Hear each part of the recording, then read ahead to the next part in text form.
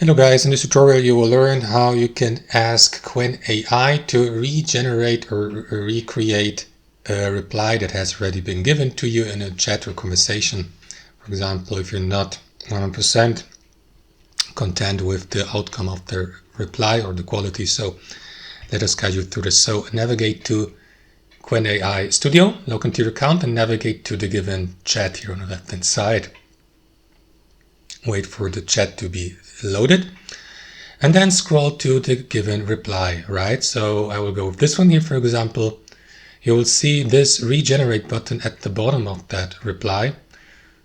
So guys, if you click into it, the artificial intelligence will start a new reply based on your previous request, right? So I'm not going to do this. I would like to keep that one, but that's the button here, guys, you need to click on.